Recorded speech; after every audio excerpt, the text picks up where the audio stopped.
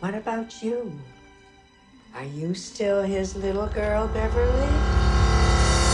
Are you?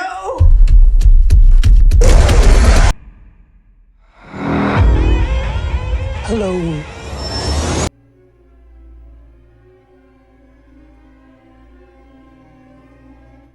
What's going on, everyone? Welcome back to Redefine Our Prime. My name's Chris. I'm Ron. And this is going to be the Take 1 review for It Chapter 2. So, Ron, It Chapter 2, I know you were very, very excited for this movie. You're a big Stephen King fan. You really enjoyed the original. What do you think about this? I was extremely excited going into this. If you saw our trailer reaction, I was pumped.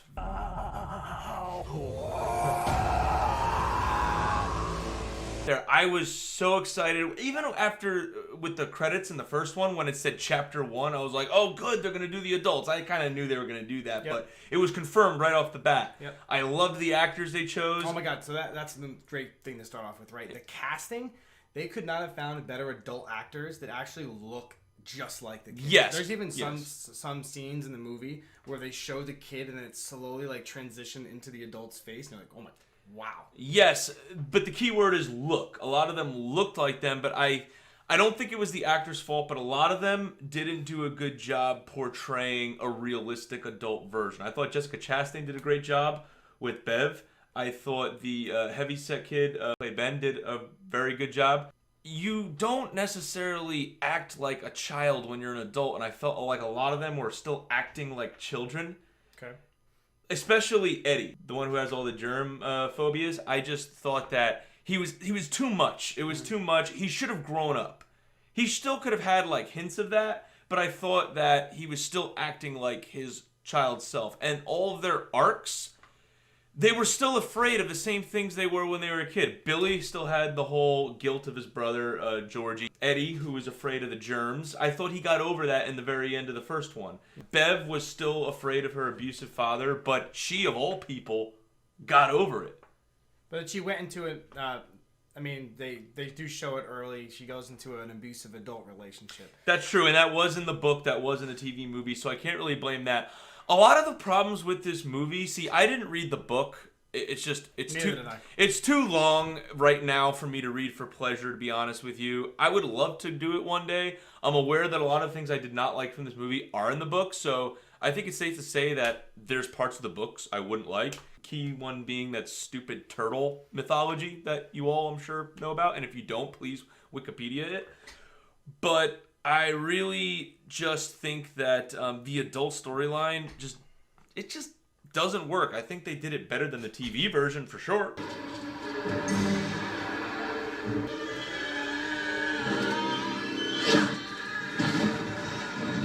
The bully from the first one that you thought died in the sewer, he did not need to be in the movie at all. No. He was like Pennywise's pawn, and everything he did, Pennywise could have done. So it's like, I'm not scared of him. He's this dude with a knife. I'm scared of Pennywise, so bring me more Pennywise. He was more scary in the first one as an older kid being a bully trying to kill him. You were more afraid of him then. Now he's just like a crazy adult. I didn't like it. So this is, as someone who, I don't like scary movies, I was nervous going into this, and I was fine. There's a lot of jump scares, but there's not really a lot of like deep fears to me in my mind. A lot of the things that ended up being the thing that's supposed to scare you was just silly in my opinion. Yes, there was some bad CGI timing. Wasn't good. The movie. My favorite part is when they allow Bill Skarsgård to just be Pennywise. That part when in the trailers you see him grab the fly and he comes down. He's like, "Hello." Hello. That scene is probably, in my mind, the scariest point of the movie. And you're sitting here like. Yes. Also, that grandma, old lady scene from the trailers where Beverly goes to her old house. Yeah. That was really good. Great tension. Yes, may I help you? I used to live here.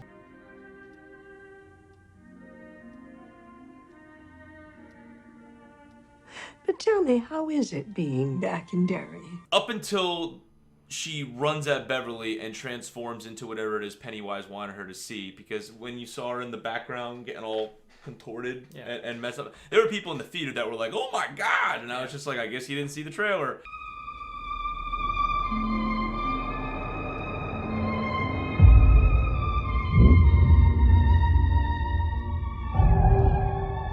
So that was a standout for me. And another standout, which this is kind of a problem I have with the plot, was when Billy was trying to get the kid out of the mirror maze and Pennywise was on the other side.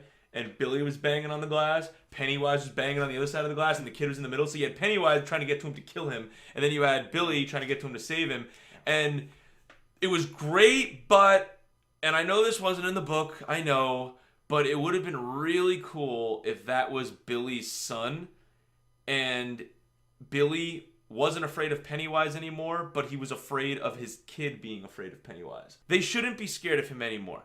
They got all their arcs when they were kids. They confronted him. They all faced their fears. Welcome to the Losers Club, asshole!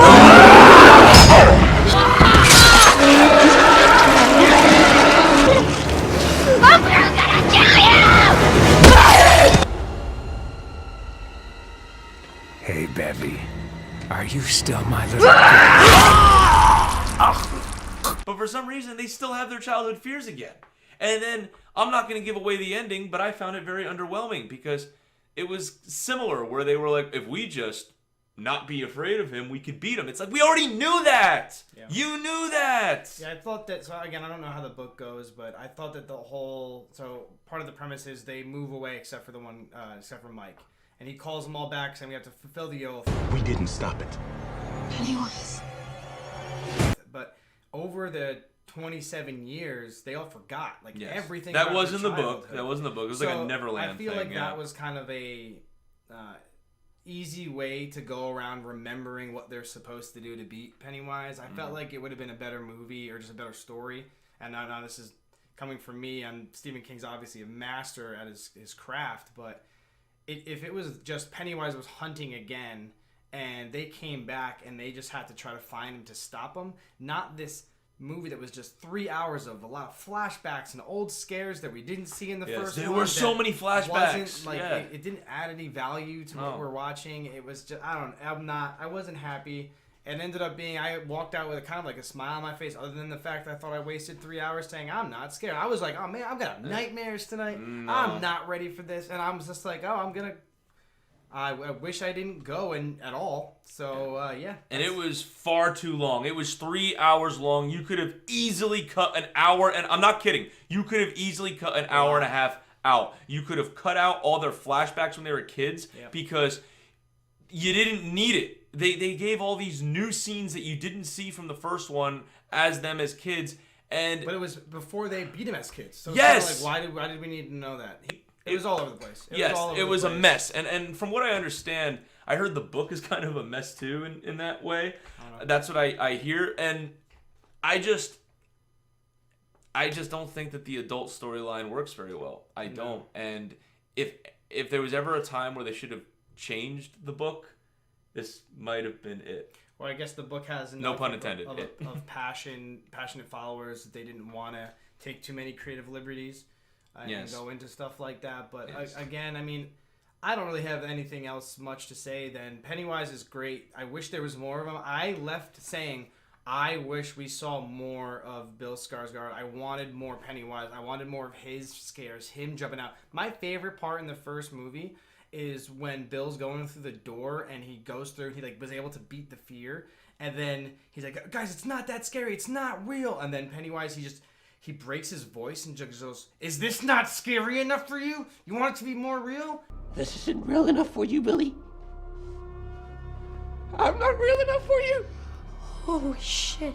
There was nothing like that. There was no moments where I was like, oh my god, this is going to be crazy. No, it was either you already saw it before or they tried something new and it wasn't scary. It was just crappy CGI. And one thing that they really missed the ball on was they kind of hint at that one of the guys from the Loser Club is in the closet, and that's a real adult fear.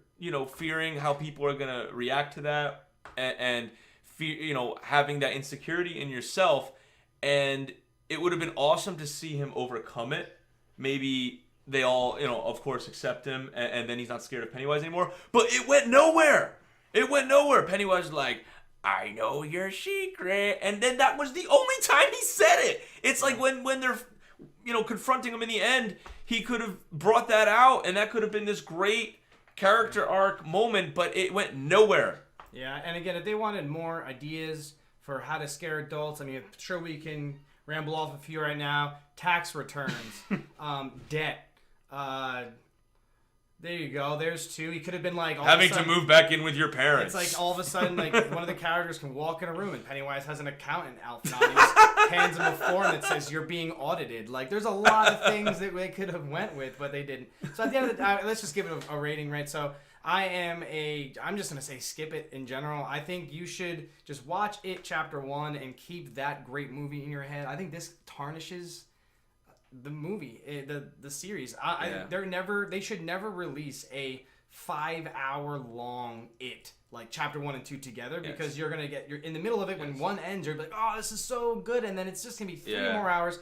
This movie's ending was longer than the Return of the King. We beat Sauron ending, where Gandalf's watching the hobbits jump around. It kept going and going and going. There was one part where Pennywise, he shoots his vomit into one of their faces, and I'm not kidding, they were playing the song, "You're my baby, you're my darling baby." I was like, what? Yeah. Why are you playing that song? This is supposed to be scary. I mean, it's not, because you already did that in the first one.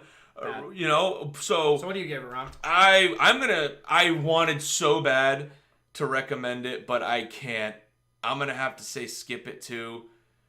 I wanted to say wait for Netflix, but it's 3 hours of your life. I'll tell you what, if you want us to do a spoiler review, I'll include the segments that are worth watching. It's about 8 minutes, maybe. Out of 3 hours, 8 minutes I'd recommend seeing. Yeah, this movie, we are all there. As someone who's not a fan of scary movies, if you're a fan of scary movies, you won't be scared, because I wasn't scared. And if you don't like scary movies, the story's not even worth seeing, so there's no reason to see this movie. No.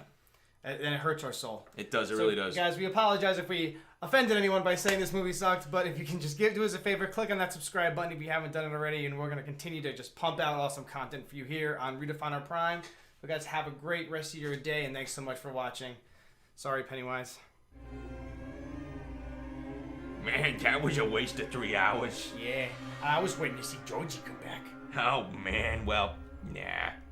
I think Georgie didn't even want to be in this movie. I think the book was too long, too. Okay, bye, Ron.